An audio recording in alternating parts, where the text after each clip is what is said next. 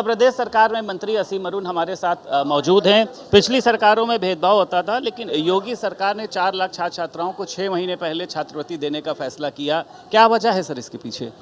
छात्रवृत्ति की पूरी योजना को आदरणीय योगी जी ने रिवैम्प किया।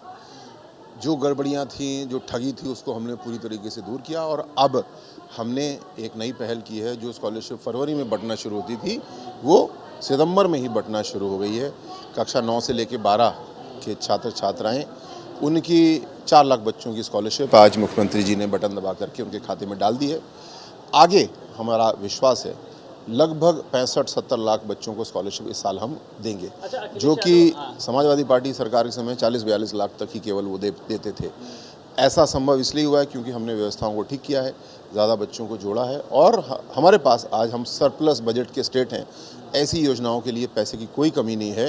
हर बेटे की स्कॉलरशिप गारंटी के साथ में मिलेगी। अच्छा, अभी मुख्यमंत्री योगी आदित्यनाथ कह रहे थे कि जब सपा सरकार थी तो अनुसूचित जाति या तमाम भेदभाव एक होता था, किसी को दी जा रही, किसी को नहीं दी जा रही, लेकिन योगी सरकार में भेदभाव खत्म हुआ है। वो अखिलेश यादव बात तो पीडीए की करते हैं, तो क्या पीडीए का एक झूठा नारा है क्योंकि जिनको ये नहीं देते थे वो भी तो पीडीए में ही आते? ये बात तो पूरी तरह रिकॉर्ड पे।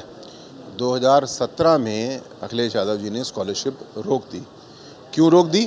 क्योंकि खजाना खाली कर चुके थे और जब योगी जी के हाथ में ये खजाना खाली करते थे। आप लोग तो सफाई का बहुत जिक्र करते हैं। समाजवादी पार्टी ने कहाँ पे पैसा बर्बाद किया, कहाँ खजाना खाली किया, सबके सामने है। केवल उन्होंने टेंडर में कमीशन खोरी की। बिल्डिंगें जरूर बनाने का शौक था, लेकिन उन बिल्डिंगों में फर्नीचर कहाँ से आएगा, पद कहाँ से आएंगे, कैसे संचालन होगा, ऐसे बहुत सारे अधबने प्रोजेक्ट 2017 में अखिलेश जी छोड़ गए, केवल बिल्डिंग बनाने का शौक अपना पूरा करने के लिए। और क्यों, वो भी आप जानते हैं। इसके विपरीत आज हमारे पास हम लोग सरप्लस बजट के स्टेट हैं। समाज की इस तरह की योजनाओं के लिए पैसे की कोई कमी नहीं है। हम जितने भी बच्चे हमारे सामने आएंगे हम उनको स्कॉलरशिप देंगे। कानपुर के आप कमिश्नर भी रहे हैं असीम जी। इरफान सोलंकी, अब चर्चा चल रही है कि बाहर आ रहे हैं, इधर आजम खां बाहर आ रहे हैं। कहा जा रहा है कि ये महज एक कानूनी न्याय की लड़ाई नहीं, बल्कि इसके पीछे एक पूरी सुनियोजित सोची समझी साजिश है, जिसमें भाजपा का भी एक बहुत बड़ा हाथ है कि मुसलमान बड़े नेताओं को बाहर लाओ और सपा से मुसलमानों का वोट बैंक जो है वो छोटा करो। इन दोनों के बाहर आने से कोई फ़र्क पड़ेगा? देखिए, ये अपराध का विषय, क्लियर कट अपराध का विषय है और जो भी गिरफ्तारी होती है, जमानत होती है, ये सब न्यायालय के आदेशों पे होती है। ऐसा नहीं है कि पुलिस किसी को उठा के कोर्ट जेल में डाल देगी। जिसको भी पुलिस पकड़ेगी, न्यायालय का जब तक आदेश नहीं होगा वो जेल नहीं जाएगा। इरफान सोलंकी को सज़ा हुई, आज़म खां को 24 महीने लगभग जेल में रखा न्यायालय ने। न्यायालय में ट्रायल भी चल रहा है उसका।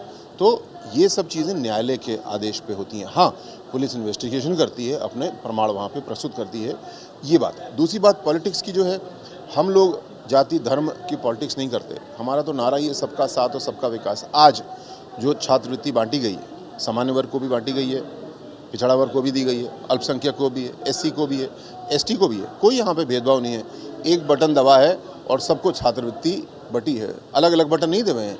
तो भारतीय जनता पार्टी एक बटन में काम करती है, एक नीति में काम करती है। त्योहारों पे ये जो विवाद हो रहा है मंत्री जी, आपने देखा पहले आई लव मोहम्मद, फिर आई लव महादेव, और अब ये हो रहा है कि नवरात्रि में गैर हिंदुओं का जो प्रवेश है उसको वर्जित किया जाएगा। इसके पीछे क्या वजह, क्या देखते हैं? कौन है जो सांप्रदायिक सौहार्द को बिगाड़ने की कोशिश कर रहा है? देखिए, ये एक मूल कानून है, विश्वास है कि कोई नई परंपरा बिना मजिस्ट्रेट की, पुलिस की अनुमति के ना डालें।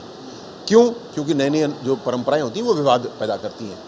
पुलिस ड्यूटी भी लगाती है, उसको ट्रैफिक भी देखना होता है, अलग अलग जुलूस ना आ जाएं। तो इसके लिए कोई भी ऐसा जुलूस, चाहे आई लव मोहम्मद हो, चाहे कोई भी हो, किसी धर्म का जुलूस हो, चाहे राजनीतिक प्रदर्शन भी हो, उसको अनुमति प्राप्त करना चाहिए। हमको किसी को आई लव मोहम्मद से कोई एतराज़ नहीं है, लेकिन अचानक भीड़ इकट्ठी कर लो और जुलूस निकाल दो और उसके बाद में विवाद उत्पन्न करो, ये बात ये तो स्पष्ट है। जो लोग इस प्रकार के शक्ति प्रदर्शन करने की कोशिश कर रहे हैं वो सौहार्द को बिगाड़ने की कोशिश कर रहे हैं, लेकिन चंद लोग हैं, ये सफल नहीं होंगे। योगी जी का राज मजबूत है, हमारी पुलिस, हमारा प्रशासन मजबूती से काम कर रहा है। Thank you. उत्तर प्रदेश सरकार में मंत्री असीम अरुण हमारे साथ मौजूद थे। लखनऊ से वीडियो जर्नलिस्ट पंकज निगम के साथ संदीप खेर, भारत समाचार।